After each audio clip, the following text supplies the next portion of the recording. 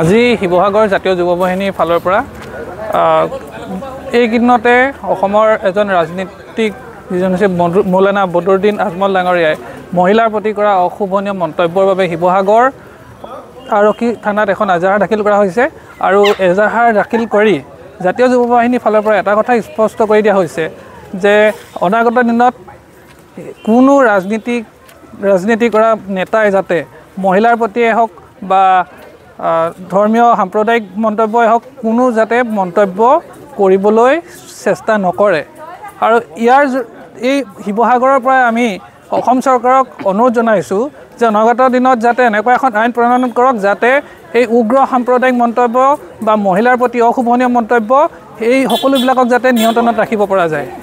শিৱসাগৰৰ পৰা আমি ইয়াকেই চৰকাৰৰ প্ৰতি অনুৰোধ জনাইছোঁ। আজি আমি শিৱসাগৰ সদৰ আৰক্ষী থানাত ডক্টৰ গীতাশ্ৰী তামুলী গগৈ বাইদেউৰ ওপৰত যি বদৰুদ্দিন আজমলে আপোনাৰ কুৰুচিপূৰ্ণ যি মন্তব্য দিছে তাৰ প্ৰতিবাদত আজি আমি এখন এজাহাৰ দাখিল কৰিছোঁ বদৰুদ্দিন আজমল ডাঙৰীয়াৰ ওপৰত।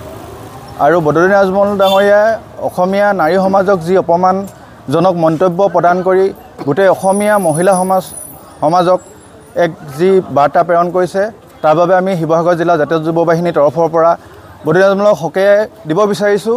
তেওঁ নিজকে ধৰ্মীয় শিক্ষাৰে যি ইছলামিক শিক্ষাৰে তেওঁ দীক্ষিত বুলি ৰাইজৰ মাজত যি ব্যাপকভাৱে তেওঁ প্ৰচাৰ চলায় তাৰ সেই তেনেকুৱা এজন ধৰ্মীয় শিক্ষাগুৰুৱে যি আজি আমাৰ গীতাশ্ৰী তামুলী বাইদেউৰ ওপৰতে মন্তব্য নহয় ই সমগ্ৰ অসমৰ নাৰী সমাজৰ ওপৰত যি অশ্লীল মন্তব্য প্ৰদান কৰিছে।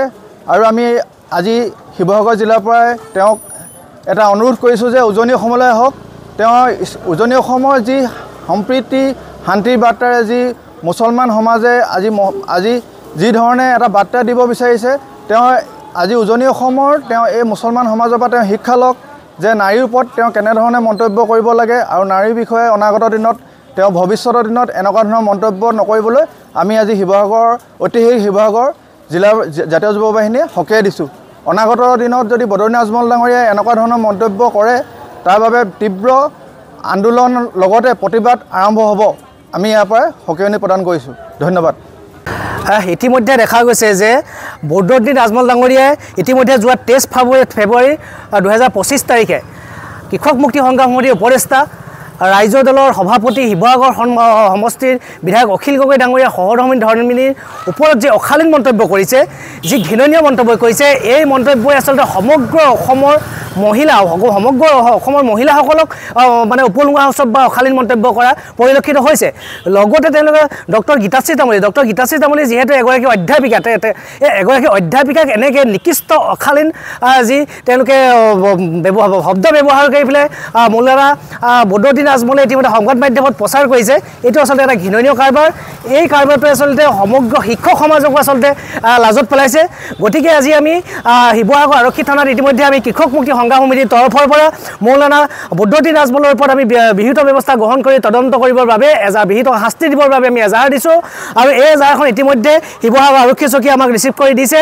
আৰু আমি দাবী জনাইছোঁ যে এনেকুৱা নিকৃষ্ট মনৰ মানুহ আচলতে সমগ্ৰ মহিলা জাতিটোক এনেকৈ নিকৃষ্ট ঘৃণনীয় কথা কোৱা, সমগ্ৰ শিক্ষক সমাজক ঘৃণনীয় কথা কোৱা মৌলানা বদৰুদ্দিন আজমলক গ্ৰেপ্তাৰ কৰিব লাগে। অন্যথা কিন্তু যদি আমি তেখেতক গ্ৰেপ্তাৰ নকৰে অন্যথা আমি কৃষক মুক্তি সংগ্ৰাম সমিতিয়ে, ছাত্ৰ মুক্তি সংগ্ৰাম সমিতি আমি সকলো ৰাইজে, শিক্ষক সমাজে, অসমৰ নাৰী সমাজে আমি ঐক্যবদ্ধ হৈ মুখ্যমন্ত্ৰী হিমন্ত বিশ্ব শৰ্মাৰ বিৰুদ্ধে প্ৰতিবাদ কৰিবলৈ বাধ্য হ'ম। কাৰণ মুখ্যমন্ত্ৰী হিমন্ত বিশ্ব শৰ্মাই এতিয়া গৃহ বিভাগটো চাই আছে। গতিকে তেখেতে গৃহ বিভাগটো চাই আছে, তেওঁ নিৰ্দেশ দিব লাগিব যে মৌলানা বদৰুদ্দিন আজমলক গ্ৰেপ্তাৰ কৰিবলৈ। অন্যথা আমি ভাবিবলৈ বাধ্য হ'ম যে মুখ্যমন্ত্ৰী হিমন্ত বিশ্ব শৰ্মাই এনেকুৱা ঘৃণীয় নিকৃষ্ট কথা ক'বৰ বাবে বদৰুদ্দিন আজমলক উচতনি দি আছে, আমি ভাবিবলৈ বাধ্য হ'ম।